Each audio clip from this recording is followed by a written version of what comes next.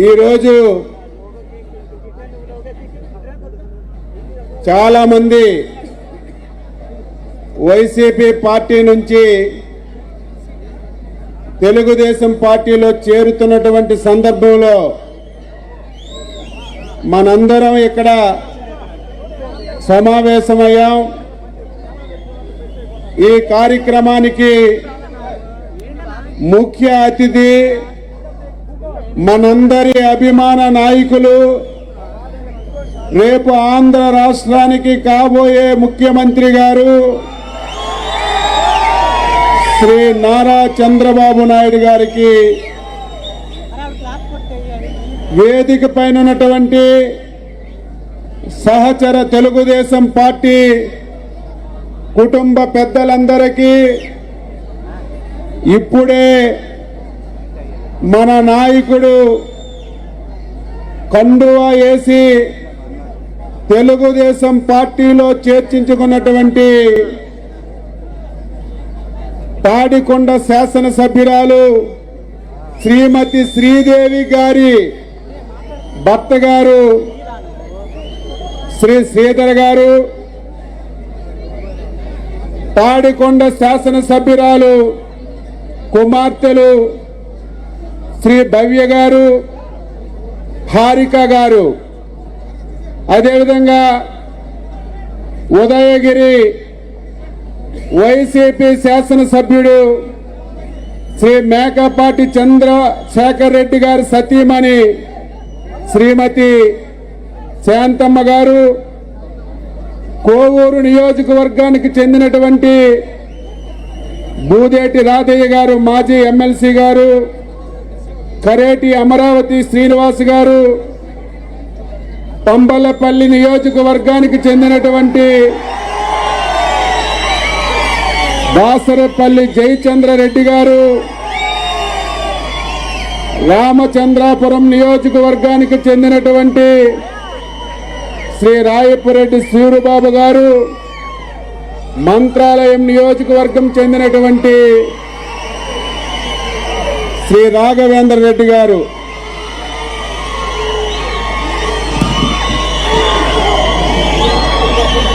వీరందరికీ తెలుగుదేశం పార్టీ తరఫున సాదరంగా స్వాగతం పలుకుతూ వారందరికీ పేరు పేరున అభినందనలు తెలియజేస్తున్నాను. ఒకసారి మనందరం రాష్ట్రంలో జరుగుతున్నటువంటి పరిణామాలన్నీ కూడా అవగాహన చేసుకోవలసినటువంటి అవసరం ఉంది. ఆంధ్రప్రదేశ్ ప్రజలు, ముఖ్యంగా తెలుగు ప్రజానీకం స్వాతంత్రం వచ్చిన తర్వాత ఎన్నో ప్రభుత్వాలను చూశాం, ఎంతో మంది ముఖ్యమంత్రులను చూశాం. ఉమ్మడి మద్రాసు రాష్ట్రంగా ఉన్నప్పుడు, కర్నూలు రాజధానిగా ఉన్నప్పుడు, హైదరాబాద్ రాజధానిగా ఉన్నప్పుడు, మొన్నను ఆంధ్రప్రదేశ్ విడిపోయి నవ్యాంధ్రప్రదేశ్ ఏర్పడిన తర్వాత కూడా ముఖ్యమంత్రులని, ప్రభుత్వాల్ని చూసాం. స్వతంత్ర భారతదేశంలో ఫస్ట్ టైం ఇటువంటి దుర్మార్గమైనటువంటి ముఖ్యమంత్రిని ఎప్పుడూ మనం చూడలేదు, భవిష్యత్తులో చూడబోమని చెప్పి మీ అందరికీ తెలియజేస్తున్నాను. ఈరోజు తెలుగు ప్రజలందరూ కూడా ఆలోచన చేయాలి. ముఖ్యంగా ఆంధ్రప్రదేశ్ పౌరులుగా పుట్టిన ప్రతి ఒక్కరూ రేపు జరుగుతున్నటువంటి ఎన్నికలు వైసీపీ పార్టీకో తెలుగుదేశం పార్టీకో కాదు, లేకపోతే వైసీపీ పార్టీకో జనసేన పార్టీకి కాదు. రేపు జరుగుతున్నటువంటి ఎన్నికలు 5 కోట్ల మంది తెలుగు ప్రజలకి జగన్మోహన్ రెడ్డికి మధ్య జరుగుతున్నటువంటి ఎన్నిక అని చెప్పి మనందరం కూడా గుర్తుపెట్టుకోవాలి. 4 సంవత్సరాలు 7 మాసాలు అయింది. ఈ రాష్ట్రంలో అరాచకాలు జరుగుతున్నాయి, అన్యాయాలు జరుగుతున్నాయి, మాట్లాడే స్వేచ్ఛ లేదు. ఆంధ్రప్రదేశ్ రాష్ట్రం అంటే దేశంలో ప్రతి ఒక్కరూ అసహించుకున్నటువంటి పరిస్థితికి జగన్మోహన్ రెడ్డి తీసుకొచ్చాడు. ఈ రాష్ట్రాన్ని పూర్తిగా భ్రష్టు పట్టించాడు.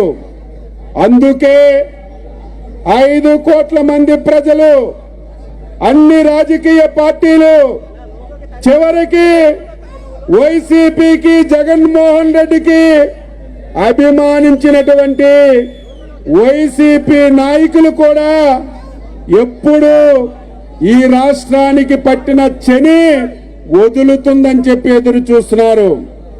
అందుకే ఈరోజు మనందరం